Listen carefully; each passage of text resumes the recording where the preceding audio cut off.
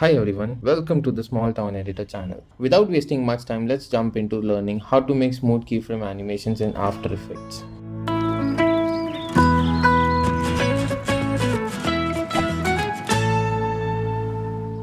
So in After Effects, let's create new composition. I prefer the default 1080p, 25 frames works for me. Let's rename this composition as Smooth Keyframe.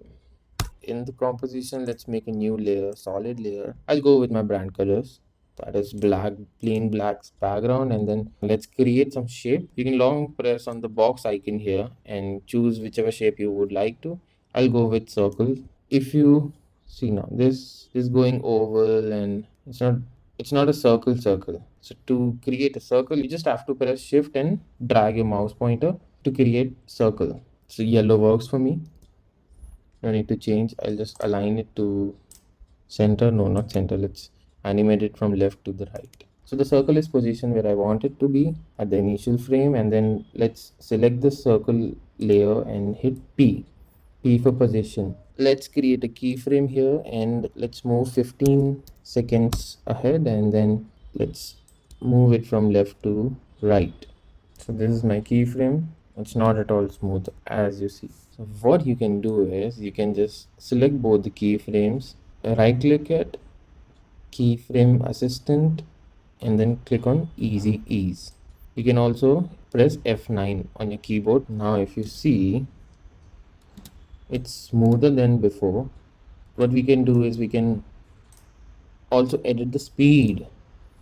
So right now the speed is constant. If you see now, if you don't see the speed graph, when you press on this graph editor button, you can just click on choose graph type in options and choose edit speed graph, and boom, you have it.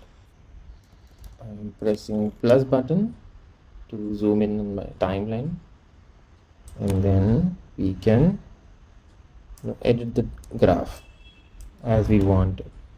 So if you see now, the speed of the circle is fast at the beginning, and then gradually it slows down and stops at the 15th second. If you reverse the graph, it will move accordingly. So if you see, it's going smooth and slow at the beginning, and then jump towards the right portion of the screen as per the graph. I would like to bring it back to like this. I want it to end smoothly. We can also add motion blur to the object by pressing on this motion blur button. So this is the motion blur column. It enables on the click and it disables on the click. We can enable this and now see the difference. It has motion blur effect on it.